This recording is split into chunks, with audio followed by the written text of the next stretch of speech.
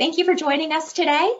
And we're here to discuss Millennials and Gen Z in government, how agencies are adapting with M365 and Teams. Now, before we get started, just a little bit of housekeeping here today. So first and foremost, we don't want to just talk at you. Go ahead and use that question box. We do want to have a dialogue, a conversation with you. This is, I think, a pretty interesting topic, and we're here to answer your questions and be as interactive as possible. So don't be shy. And next up, so we will be recording this webinar and it'll be added to our YouTube channel. So you don't have to worry about taking any notes. If you're registered for the webinar, you will get the recording. And lastly, we're going to be talking about more high level sorts of things today. So if you would like to talk a little bit more about your organization in particular, we're here for you, happy to help. We can schedule a one-on-one meeting and dive into the nitty-gritty. But today we'll keep everything high level. And now with that said, I want to go ahead and introduce you to who we are. We're Crow Canyon. We're the creators of NITRO Studio, and we're a Microsoft preferred business application. We're also GSA certified as well, and a California certified small business. And I'm joined today by our CEO, Scott Restivo, and our COO, Jeff Priest. Now, Scott, I'm going to go ahead and hand things over to you. I know we've got a lot to cover, so we'll go ahead and jump right into it.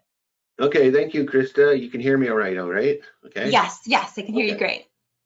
All right, well, welcome everyone. We had a good crowd today, a lot of government, people from government agencies all over. It seems like from email addresses look like federal, state, county, city. So thank you for joining, and it seems like there's a lot of interest in this subject. So let's get right into it. What we're going to talk about today is how the generational differences are really affecting government services and how they're provided, and how Microsoft is moving strongly in the direction of more modern, mobile, cloud-friendly. They're doing a lot with Teams and Syntax, and we'll get into some of those things. There was a lot of announcements last fall at the Ignite that really affect how they're moving into this type of workplace that is adapted to the younger generations, Gen X, they call it Gen Y, but it's really Millennials and Gen Z, and we'll talk about that and go into it. I think you'll find it really interesting to do. So let's go to the next slide and talk about this kind of like sociological construct of different generations. I'm sure we're all familiar with this. We've heard it most of our lives. There's the Baby Boomers who grew up with a certain kind of technology, and Gen X, which is goes up to like 1980. Then Millennials came in, Gen Z, and then Gen Alpha, of course, hasn't gotten into the marketplace yet. So the point that we make here is that a lot of the literature talks about this, is that there's this idea of digital immigrants, people who did not grow up with the internet, did not grow up with smartphones and things like that. That includes me, for example. I was around before the internet ever was in existence. I remember it coming in around the late 80s and early 90s, before even PCs were out. I was, in high school before PCs were out. We were working with mini computers and mainframes that were big as refrigerators. And of course, we didn't have anything with the internet. We didn't have this idea of cloud. Everything was local. Once computers were in place, then the big idea was to link them together inside of the office, and the next was, internet came later as you would become more cloud services. It's quite a progression I've seen in my 40 or some odd years I've been in this business. Gen X is a little more familiar with modern technologies, but still they're considered digital immigrants. But then the idea of digital natives. Now the point is that the digital natives have a different kind of approach to technology, being that they grew up with smartphones and internet and this idea that always available and this ease of use. And so as government agencies, or any businesses really, but particularly government agencies, lag behind, they are causing problems not only for the people who work for them, the Millennials and Gen Z that are coming into the workforce, but also for their constituents, of course, who are also in these age brackets also. So it's like a government has quite a challenge to service everywhere from the Baby Boomers all the way to the Gen Z. And it's interesting to see how to approach that challenge. So let's look at the workforce. It's changes from the Department of Labor. You can see here that the Gen Zs, that this is in a few years from now, but they're predicting this kind of flow. But what happens is the Gen Z people, people are moving more. The Millennials are moving to the right. The Gen X is moving to, further, and us baby boomers are moving right out. And thank you. I'm glad to move out of the workforce after being here so long. That's fine with me. But I do like working. But I'm saying that it's nice to have an end to it and move on. And then this new Gen Z and millennials will become the predominant people in the workforce. So any government agency or really any business has to adapt to that change and understand what it is and how you can't stay with legacy programs and old solutions and still expect to be successful with this. And again, I'm going to point out, not only for the internal employees, but also for constituents, citizens, if you're nonprofit, members, if you're customers, if you're a business, it all affects the whole line of people you engage with here, to be sure that you're adapting to technologies that they're used to. And we'll go into more of that in a moment. It is quite interesting. And what happens here is that where is that? There it is. 50%. Right now they're saying 56. So over half of the workforce is Gen Z and millennials. We haven't got the Gen Alpha yet. We were trying to calculate they'd be coming in maybe around the late 20s, like 4 or 5 years from now. But mostly it's Gen Z and millennials, and they're moving into the workforce very strongly already. By some calculations, over half of the workforce, and that is something you really have to consider. And the other point of that, it's growing. It's not just going to stop there. That's what's going to become more and more predominant. That the digital natives are the ones that are going to be predominant in the workforce. Now I'm going to take a brief segue over to this website that's from Norton. We all know Norton antivirus. It's quite a concern for them also, because how they treat digital immigrants and how they relate to them is very important for how they use computers, and therefore the security requirements. This is also applies to application requirements. The idea is that these people who are digital immigrants have a different approach to technology, so therefore they have to have different interaction with your applications than the people down here in the digital natives, millennials, and how they interact. And there's many resources on the web that go into detail about what the difference is and how they're using these technologies. But just briefly, you can imagine millennials and Gen Z are very attuned to cloud, smartphones, social media, things like that, where the older generations might have more attuned to desktop and email.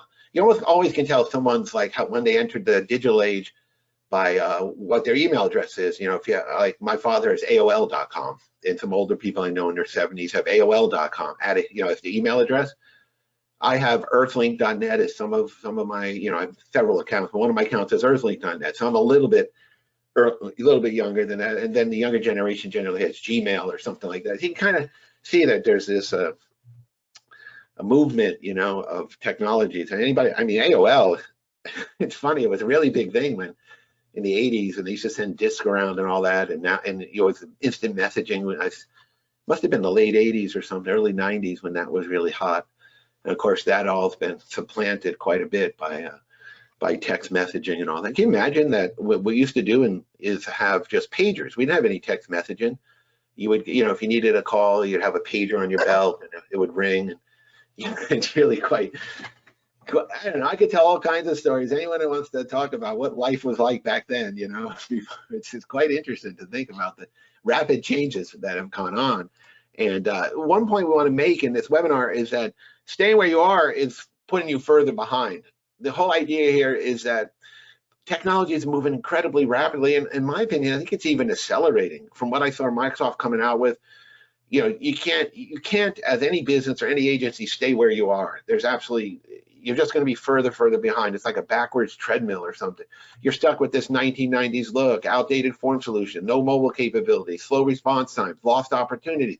Here's an example of a website that I found on, I was working with, this is Texas or something, and they have like this kind of look, it's like very clunky, hard to navigate. It gives you just the vibe I get from this. I don't know if other people on this call get it, but I do. It's like, that's like Alta Vista or Yahoo back in, before Google came in or something. It's like, it's okay. You kind of find your way if you kind of figure it out. It's not terrible, but it's just hard to navigate. And that's Texas Workforce Commission, the unemployment people. And I see that a lot. I mean, it takes a lot to revise a website, and it's a big process to go through. But there's others that have gone to more modern. This is the same agency, same type of agency, unemployment agency in Utah, and they call it Department of Workforce Services. And it just has a more modern look, you know. And this is the kind of thing that your agency projects to your customers or your citizens or constituents, whatever you want to call them, and then they get a certain vibe from it, and how you ease the navigation and all that, and makes it much easier to have this kind of light. And also, I would bet this one is more mobile friendly than the other one.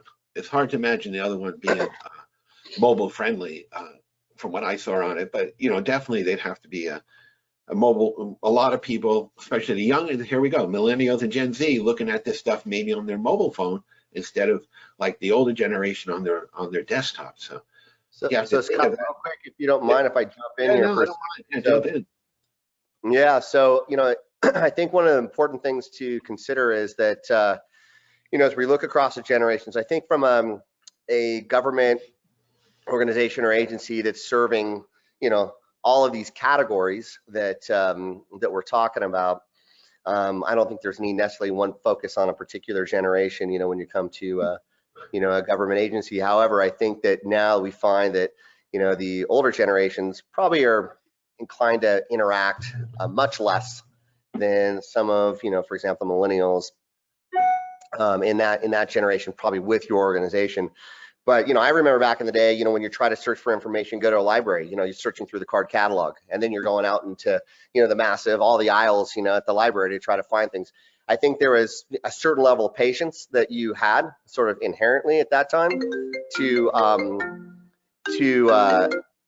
find that information, to then where in college, and I had like a dial-up modem where I thought that was incredibly fast, right? I mean, the pages slowly kind of creeped up, and nowadays, if you don't have instant access and easy navigation, forget it. There is no patience. My kids today, if I try to give them a task and it actually requires some learning and some time to do it, they're like, that's too hard.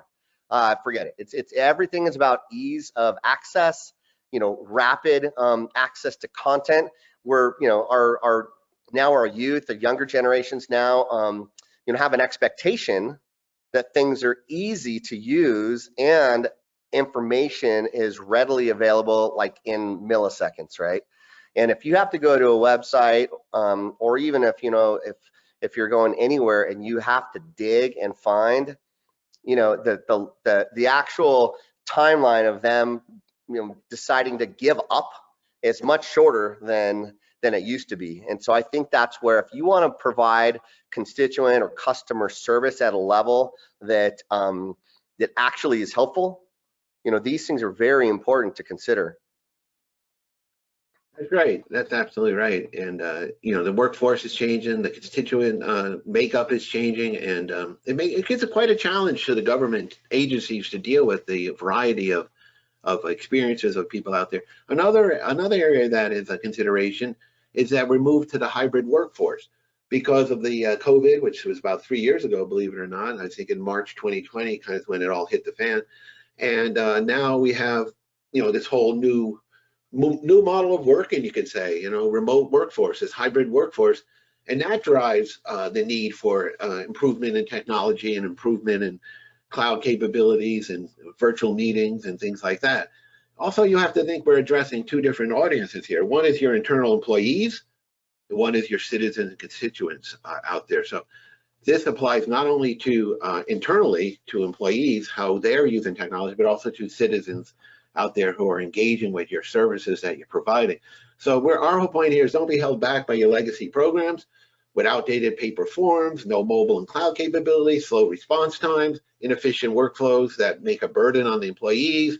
Also, this lack of cross-department visibility, the siloing of information. I mean, you go on. This list could be a mile long as far as how these legacy programs are holding agencies back. It's not only like the experience of the users and the employees, the audience outside, it's also just inefficient use of resources to have slow connections and slow inability to find information, to have to search here and there. It's inefficient, and that's what government is looking for. I see a lot of government initiatives for digital transformation, better efficiency, operational efficiency.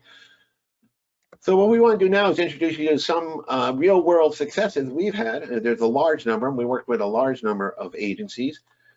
We work with federal, state, we work with counties, cities, all kinds of quasi-government agencies like transportation and irrigation and other such. We also work with the military. We're in the Navy and Army.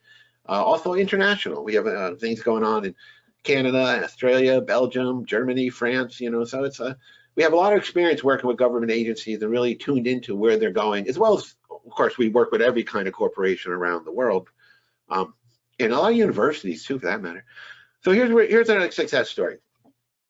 California agency, state agency, was using access forms. They were developed in the late 90s. They had no mobile or cloud capabilities. They couldn't connect to modern data sources. They used client-server technology. Now, we went there, actually. Jeff and I went up to Sacramento and met with this agency, and they were telling the story there that the reason they kept going with the access forms was that the guy who developed them was in the late 1990s. He was the only one who knew about it, and the only reason they were moving off him was that he was retiring, and he was the only one who knew how to do any modifications to the access forms. He's the only one who still had that residual knowledge of the forms and how they, any changes, any development, any modifications would have to be done by this guy. But he was retiring, and finally at the last minute, it's funny how it works. You think they would have thought to move earlier. I didn't want to say anything at the time. Why wait to the guy? Guy retires now. They're kind of in panic mode to move off. But it was a good that they did, because they moved to first of all, they went to Microsoft or Office 365 and Teams.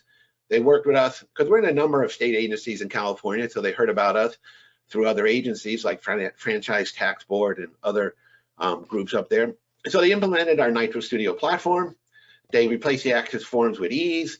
Now they have a mobile and cloud-friendly solution compatible with modern browsers and data sources, and they can make modifications and changes because anyone who knows our NITRO Studio is able to modify the form or workflow as needed. They don't have to worry about some retired developer doing this for them. Well, so it's quite a success for them up there, and we've seen that in a number of agencies, how you kind of like through what we call an institutional inertia, you cling to the past because it's just easier, because it's sort of a little bit of a hump to get over to get to the new solution. But once they do, they're so glad. It's like everybody says, why didn't we do this before?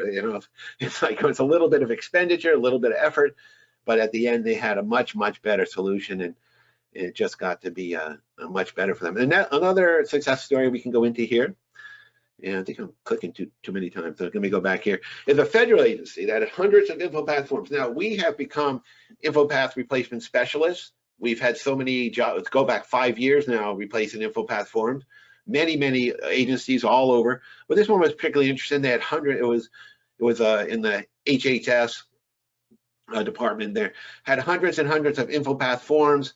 In Microsoft stopped development of InfoPath 10 years ago, and here they're still using them. It uses outdated technology. No mobile and cloud capabilities, not compatible with modern browsing. Well, they moved over to NITRO Studio. They learned NITRO Studio. It's, it's a little bit of a learning curve, but not huge. And then they were able to, we worked with them to migrate their forms and workflows over to this modern solution. And they were, so much better off. They have ability, the mobile ability, the cloud capabilities. They can make modifications. They just look better and act better. And they were able to modernize their whole operations by moving off these InfoPath forms. And we have a whole process of migration for doing that, and ways we work with customers. I shouldn't go into it at the moment, but it's one of our things is we do InfoPath forms replacement. Then they got a much better solution going for them. Now, another one, and just to, that'll be the last one. I'll go into the case studies here, because I go into probably like 30 or 40 of these easily, and they're all interesting stories to me. They all go back, and the people, what we did. It's almost like a personal journey with these people to go through, and sometimes we visit them. I went to this agency too, and talked with them. I met with the people there. I saw them at shows. You get friends. It's funny how it is. It's like a social as well as business. It's kind of fun. And so here's what they had. They had, each department in this agency had their own way of managing requests and issues across many departments. Everybody it was like kind of homegrown, in the sense that each department developed their own kind of solution. They couldn't rely on central IT for some reason. And they said, okay, we have this problem of managing requests. So that somebody did email, somebody did spreadsheets, somebody got a help desk system over here. Maybe, I can't remember if they had an access forms or whatever, but they had such a variety of solutions, and it was a nightmare to support. Issues weren't addressed on time. The systems didn't connect with each other. There was siloing of information. They couldn't pass tickets back and forth because they're completely different systems. It was a real mess. And I've seen this numerous times. I've seen this I worked with the Army and hospitals back in the 1990s. It was the same idea. Every hospital unit and on the Army bases had their own system. They had CC Mail, they had Microsoft Mail, they had, I'm going way back, but all these different systems going, and there was no intercompatibility. So this was like, okay, been there, done that before. I've seen where this goes. But they implemented NITRO Studio's help desk application across 50 departments. They standardize on using it, and this allows cross-department interactivity. They can pass tickets back and forth. Also, someone who's been trained in one department can easily move to the other department, and it's the same help desk. And the same with the users using it to submit tickets. If they move from one department to the next, they're used to it. It isn't like they're going from, this system to that system, and they don't know how to use it, And so support is much easier. Training is simplified and streamlined. And the modern solution is efficient, mobile, integrated with Microsoft and Teams, getting all the best of that. So that's some good stories there to tell, and I could tell a lot more, and they're quite interesting. And hopefully, if you're in any of those situations, you can become one of our stories that, and we help to drive your success and your efficient operation. We enjoy doing it. It's like it's a joy for us. It's a pleasure to help companies move into this new technology and provide solutions, get off those old forms, Lotus Notes and all that thing. So Lotus Notes or Access Forms or InfoPath forms. So what we do here at Crow Canyon, we have, like, you could say 5 buckets, and we have our NITRO Studio forms and workflows. We have our applications. We have our NITRO Engage bot, which runs in Teams. We have Microsoft 365 and Teams governance, and we have migration services. So we'll go through those little by little. But first, let's say we're bona fide. We're bona fide. Anybody remembers that movie? We're bona fide. So, anyways, brother, wherefore art thou with George Clooney? We're bona fide. It's a great movie. And Crow Canyon Software, certified California business. We're on the GSA Schedule 70 and SAM database and all the other kind of federal and state certifications, security stuff and all that. I'll list all that. We run in SharePoint 2013, 2016, 2019, and SE, which is the subscription edition of SharePoint on premises. All that, been running that for years. And more especially for government, we run in the Microsoft 365 Commercial, GCC, and the GCC High. GCC High was quite an accomplishment. It's a highly secure environment. Use that for defense and military and things like that. But most people who are on this call in the government are probably on the GCC, at least if you're in the US, and that is a place where we do a lot of work with different agencies, whether federal, state, county, city, whatever. So first thing, we replace outdated legacy solutions with NITRO Studio Forms and Workflow Platform. Again, I don't flavor it too much, but InfoPath Forms, Access Forms, Lotus Notes, paper, spreadsheets, clunky enterprise solution, all that stuff's gotta go, and replace it with NITRO Studio running on Microsoft Office 365 and Teams. Now, I say you're replacing it with NITRO Studio. What you're really doing is using Office 365 and Teams in a much more effective way by putting on NITRO Studio in it. So it's like an addition that takes it from just base level capabilities to being a really dynamic and strong business process solution for you running on Office 365 and Teams. Now, of course, like I said, we also run on SharePoint on premises. If you're on that and you want to run NITRO Studio on that, we can also do that. If you're interested in InfoPath replacement, get in touch. I've done like probably 10 zillion webinars on it over the past 5 years and working with numerous customers. I'm glad to talk about it, all the ins and outs of InfoPath replacement. We have a website, we have a book, ebook you can download. And for some reason, I just like that kind of work of replacing forms and moving beyond legacy forms. Now, the next thing that we do here is we have a real world applications. We call them NITRO applications, drive business process automation. So if you want to go with NITRO Studio out of the box, kind of raw, you can, and build your own. And a lot of times InfoPath forms, Lotus Notes forms are very specific applications that need to be tailored through the use capabilities of NITRO Studio itself. But other times it's a very generic application that is kind of common across the board, kind of a horizontal, like help desk or purchasing or HR or contract management, asset management, equipment and facilities. We can provide that. out of the box, tweak it a little, and you're good to go. Externally speaking, dealing with constituents, customers, members, customers, all that. We have customer service, FOI requests, city services, complaint management, and a whole slew of others. What's important here is to say, what is your situation? What are you looking to replace? What do you need? And we have that conversation and get going, and we'd be glad to help you out, see if one of our existing real world applications, NITRO applications, would fit the bill, or whether you need to go with NITRO Studio and build it from scratch. Pleasure to learn, fun to do. It's quite creative if you're in that mindset of building these applications. You put the box here to do that. You put the form, put a section in. It's really a lot of fun to do that form building like that. So if you're into that, talk to us. One addition to this this previous slide, as well as this, is that to keep in mind is that, you know, a lot of times we have legacy and or third-party application solutions that probably won't go away, you know, anytime soon. Is how do you modernize the front end? How do you build out a front end interface for, you know, it could be employees, could be for your constituents. How do you modernize the front end and leverage a tool, for example, Crocania's NITRO Studio, for example? How do you leverage that that then, you know, still uses your legacy, your back end, you know, third-party software applications? And so I think that we have a number of stories where we can, you know, address that. But that is another option, is to say, okay, well, it exists, it's there. Maybe some things might not change for you at any time in the future because of CapEx, you know, constraints, well, who knows what.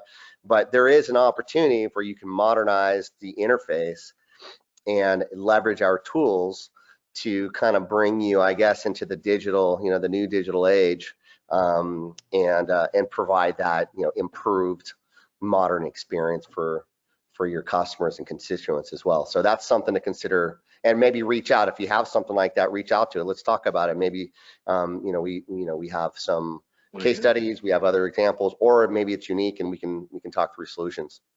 Well, absolutely, Jeff. You're absolutely right. Is that a lot of the NITRO forms can be used as kind of interface, and I should mention that all our applications in NITRO Studio integrate very, very well with back-end databases or financial systems or CRMs or ERPs, you know, whatever. We do a lot of that integration where the application doesn't sit by itself and on its own. It can, but it also can be pulling and, you know, taking and reading and writing, doing CRUD operations with back-end systems, you know, like purchasing might go back to a financial system where the actual ordering takes place into the procurement department.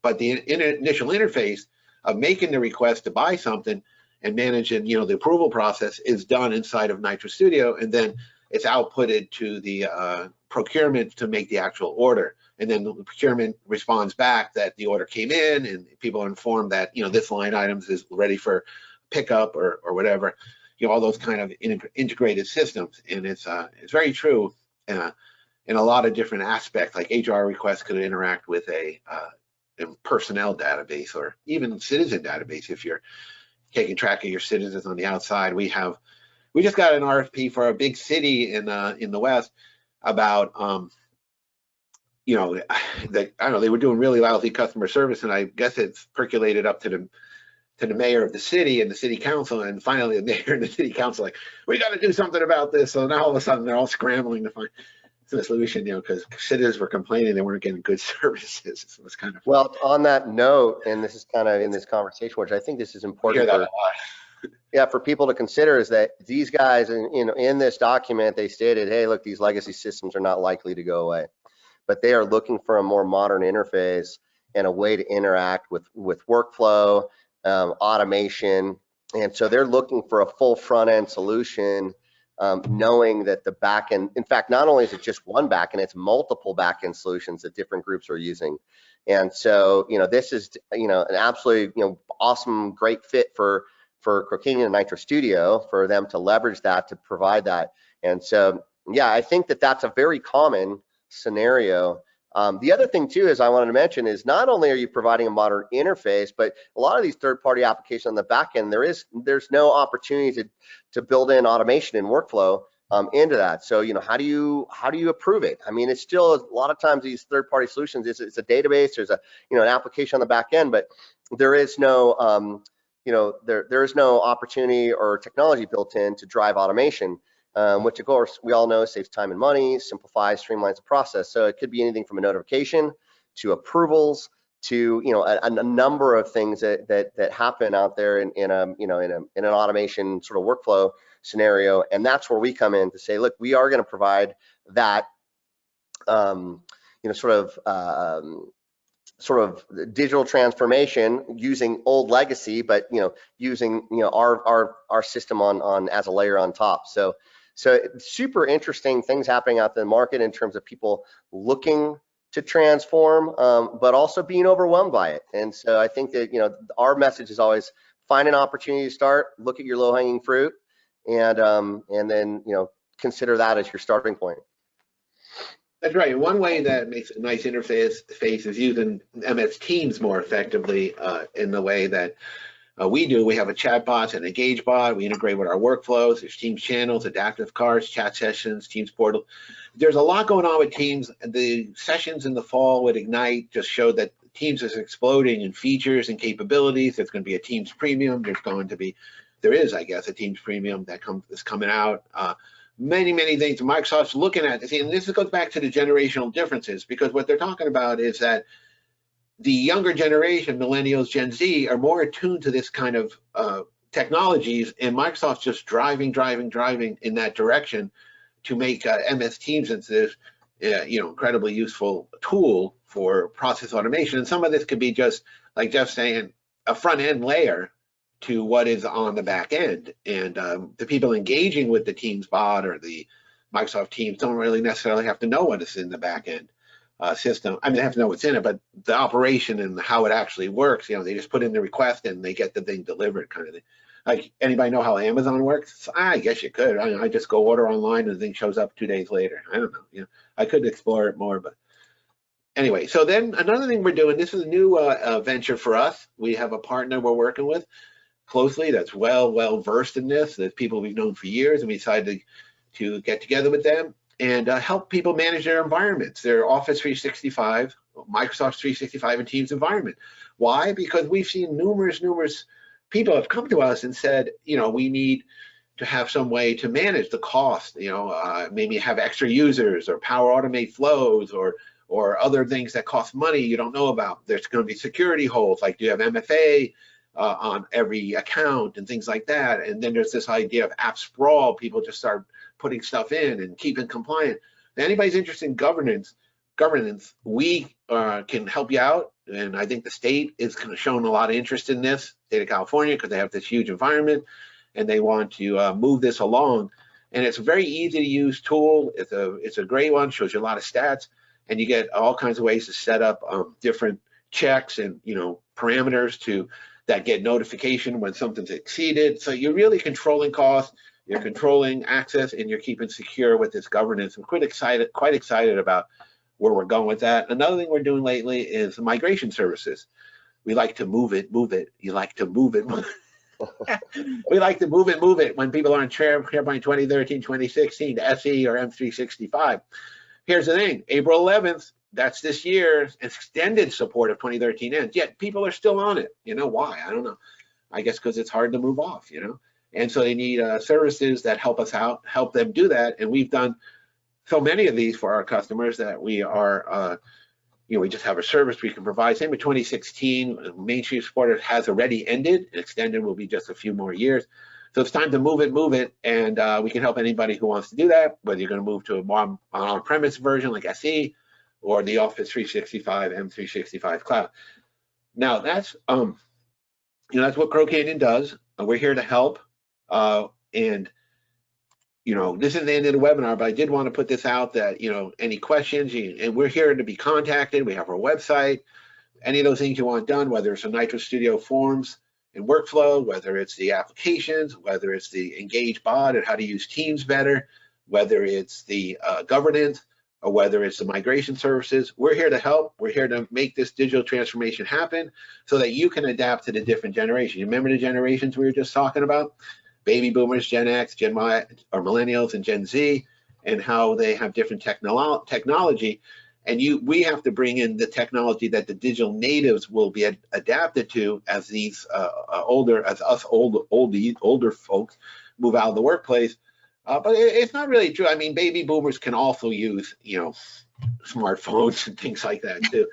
We work with aged care and retirement villages down in Australia, providing asset management programs to them. And they are one partner we have has an app that's on their smartphone, and the smartphone thing, right? Here it is, and the older residents, especially people over the 70, are like a little bit more skeptical of it. But actually the app works well for the relatives of those older people who use it to keep track of the care of their parents and the elders. So it's interesting how all this technology is infusing the whole workplace in many, many different ways. So what we're talking about now is we're going to move a little into another subject, which is look into the future of what Microsoft's doing. And part of this is that I think anyone on this call would find it quite interesting where Microsoft's going. And I just want to point out where they're going is more and more towards these technologies that help cloud, mobile, hybrid workforce, ease of use, simplicity, anytime, anywhere access. It's all moving in that direction. And this fall when I went to some of these Ignite presentations, like the first time my ears kind of perked up and said, wow, they're actually doing something that is quite interesting here and moving in this direction, and seeing that this is a really like onslaught of information. And we were looking at a slide deck that we got during one of those Ignites. It was like over 150 slides. And like we talked to the guy presenting it, the MVP presenting it, it's like, why so many slides? He said, look, it's that much information. Microsoft's just making this huge dump of information. What was it, Jeff? 275 changes or something like that, right? In Teams? Yeah, it's summary day. I think Jeff and I went to these conferences in Southern California. 275 or something like that. 285. I think that was the number sticks out of my head, but a lot, right? It was. Those are just new announcements. Who can keep up with it?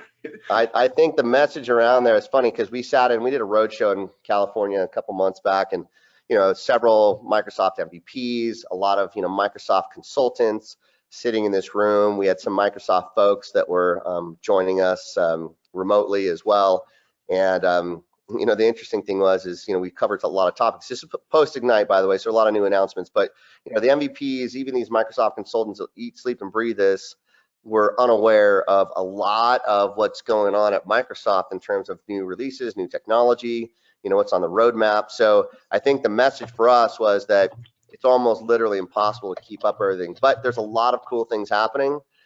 Some probably that are actually going to be implemented. You guys might see this in your work environment, but in others that are probably nice to have, nice to know. But Scott will cover some of these things that are really interesting actually right here. Yeah.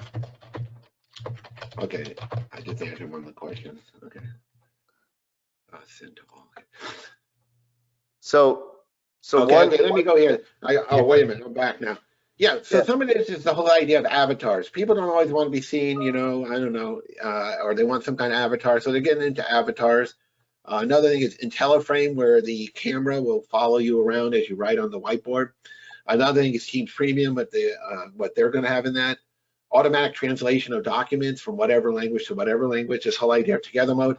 We'll cruise through this very quickly. We're not going to go through 150 slides, but just stick with like kind of a top level sampler of what Microsoft's doing and where they're going, and how what's going to happen if you stay where you are. You're going to be so far behind that it's going to take a lot to catch up. You really need to move ahead with the digital transformation, at least to get to some level of that if it's not adapted avatars and IntelliFrame and all that stuff, you're at least getting closer, one or two steps behind instead of like, way out of there, like Lotus Notes and InfoPath forms. Come on, 2013, forget it. Those are 10 years old. You got to move, got to do it. Anyway, so here we go.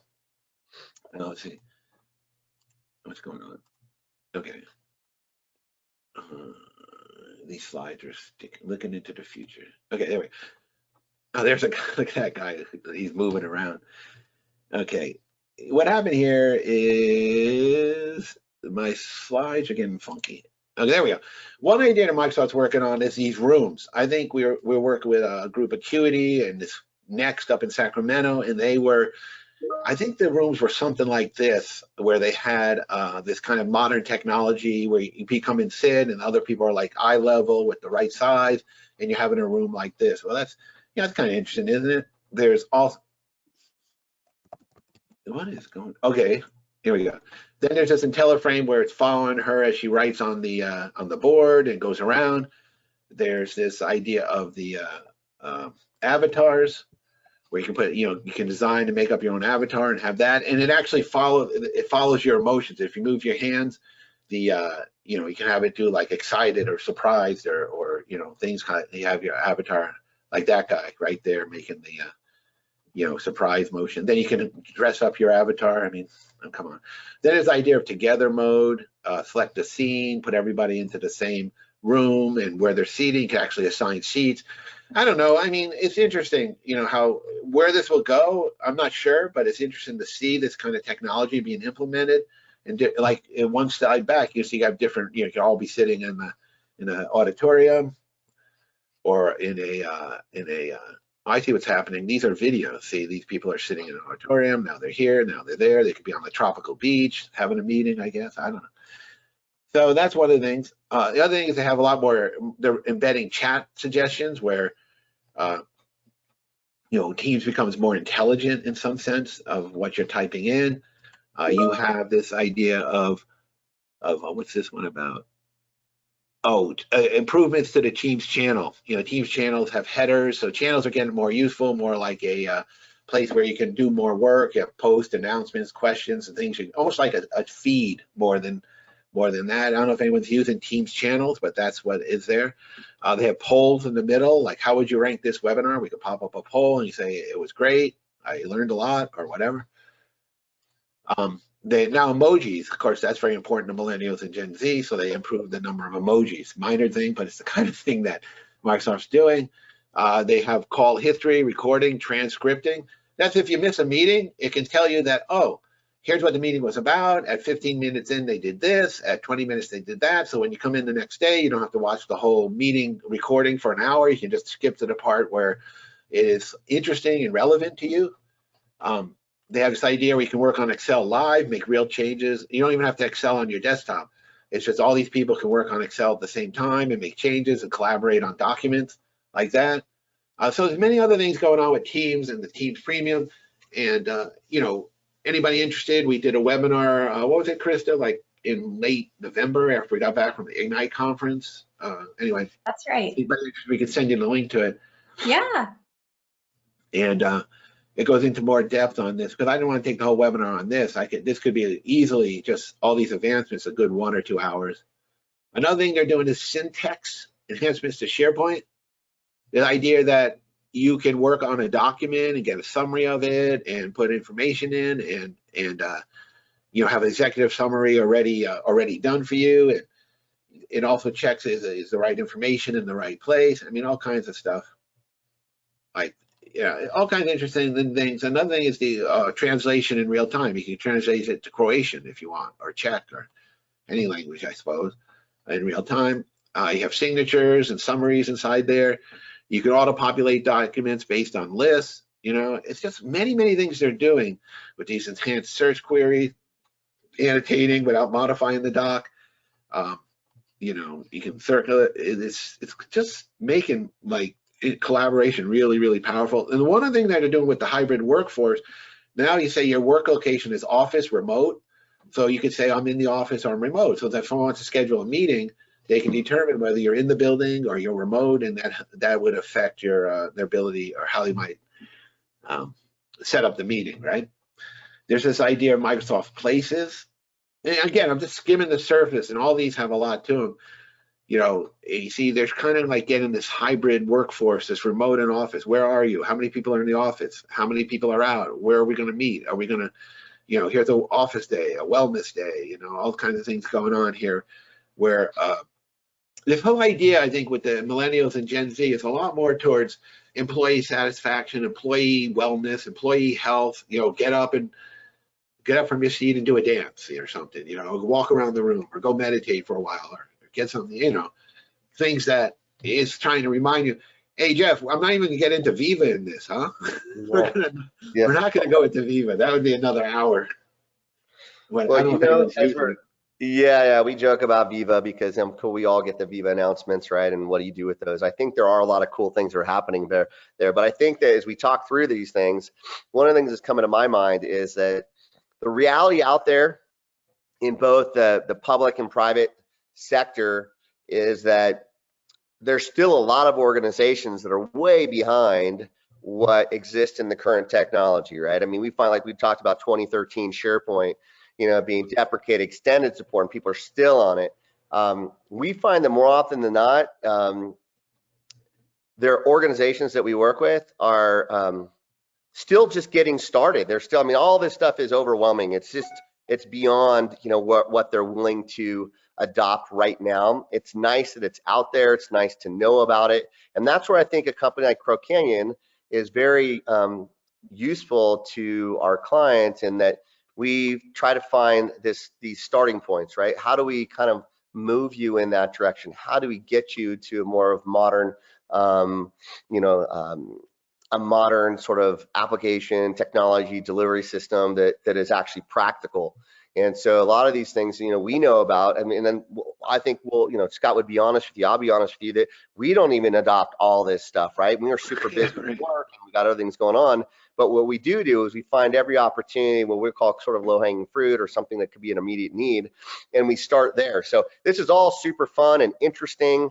But I do think one of the things where we excel is to work and collaborate with our customers to find the best way in which we can add the most value, out of the gate. And then from there, establish this relationship moving forward, knowing that it's scalable, knowing it's something that not only, will it, resolve an immediate need, but it's something that, you can continue to drive and sort of spread and throughout the organization, over time. Yeah, that's exactly right. It's such an overwhelming amount of change going on so rapidly that you really can't stand still with this. And like Jeff's saying, we find many of our people we engage with are still on like technologies 10 or more years old, and they're looking now to replace. And we can help them. You need to have someone who knows what they're doing, has experience in it. You can look at our for instance, InfoPath replacement. Here we have websites on it. We can how to replace InfoPath. All these other solutions we have for different departments, different industries, like California government, other government, healthcare, manufacturing. I mean, we work in this, and it's across the board, Jeff. This lack of moving forward. So maybe some of the more profit-driven, highly motivated, competitive space are moving more aggressively. With modern technologies, and larger companies who have ability to put some of this into skunk works for a while, but a lot of them are lagging behind. So I think, but I would say now, and I think you might agree there, Jeff, is that companies are really, with turn of the year 2023, they're realizing they need to make this move. We're getting a lot of interest from government agencies. A lot of people on this webinar are showing a lot of interest. We went to a show in Vegas in December. Jeff and I went there to, have a booth, and people were coming up from all kinds of industries, but a lot of government, coincidentally, water districts, irrigation, transportation, of course, county, state, federal, talking about how they really want to move forward this year and get, they realize the hybrid workplace, adapt to that, adapt into the needs of millennials and Gen Z, getting more cloud and mobile friendly. They're really feeling, I would say they're really feeling the tide here, the pull, Jeff, of that they need to make the move. Wouldn't you say? Wouldn't that vibe you got? I think there's a couple main drivers out there. I mean, we did a webinar last week actually to kind of address this. One main driver is this generational differences in how people want to use technology, their preference in technology, their patient level, and in dealing with things that are difficult or not very streamlined according to their behaviors. The other is the economy. We got inflation at record levels. We have the uncertainty in the economy. We have the labor market out there that's a challenge right now of all these 11 million plus open positions that aren't being fulfilled. Exactly. We have the hybrid work environment, right? That's kind of COVID threw us into this this new world in terms of where people are, where they're located.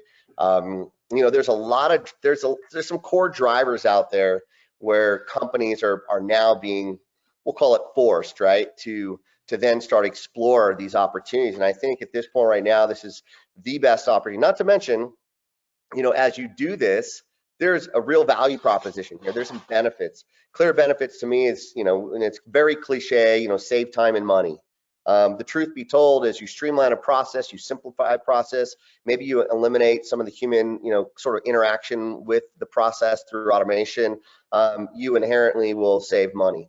The other is, you know, you have, you know, constraints, and it could be budget constraints, it could be, you know, labor resource constraints, and that's where all these things in consideration become a massive, you know, benefit to the organization, and it's immediate in terms of what you see and what you realize in terms of these benefits to the organization. So there's some real solid drivers out there that everyone's faced with, and that's what's forcing us down this path. But I think sometimes, and I've had this conversation with somebody earlier internally, say sometimes this idea of being forced to do it is exactly what we need as the catalyst to move forward. Yeah, you know, Jeff, it's like we know this from having seen so many successful, you know, implementations and what people, it's like going to the doctor and the doctor saying, if you do this diet, you'll feel better. So then you go do you know, if you don't do the diet or whatever, you know, whatever change of behavior, more exercise or something, you still feel the same way. In fact, maybe get worse and worse. But when you finally do it and you go back to the doctor, you say, you know, that was a good idea. I feel much healthier. I feel energetic. Why didn't I do it earlier? So this is how it is. Like I don't know if we call ourselves quite doctors, but we're definitely see the success. And that's why we promote it so much. A lot of the customers, I gave you just 3 success stories. We have I would say hundreds of them over the years that we've done. And we just know that this works. I mean, you know, it works. If you move to cloud and mobile, and those, you know, deal with those the 3 drivers Jeff talked about: generational differences, the hybrid workforce, and now the economic situation of inflation and the need for workers. You know, and more you can do more with less is kind of the theme, I guess, is what we're saying here, and all that. So what we want to do then is, you know, head out right now. It's just about top of the hour, and we only had a few questions, and we answered them, you know, through immediate response. Hopefully that was a good answers, and we appreciate everyone attending. Jeff, Chris, thank you. Krista, thank you for your time, and we hope that the next step will be getting in touch with us. sales@crowcanyon.com is the easy one to remember. We're based in California, but we have offices on the East Coast and throughout the country, and also Australia and India. Be glad to help you out, whatever situation you have and wherever you're going with your digital transformation. Let's move it. We've got to move it. We've got to move it. I was listening to that on YouTube to say, where'd that song come from? I guess it's Madagascar too, right, or something. Will I am. We got to look, and the fact that you know that doesn't make you too old, I guess. You know. Just moving, transitioning into a different generation. That's awesome. Well, all right, back to work. Right? Back to work. Okay, anybody want to get in touch, we'll hope to hear from you. And Krista will send out some follow-up emails and recording, and we'll be posted on YouTube. And okay, let's go. Have a good one. Thank you, everyone. Okay, thanks, bye-bye. everybody. Thank you.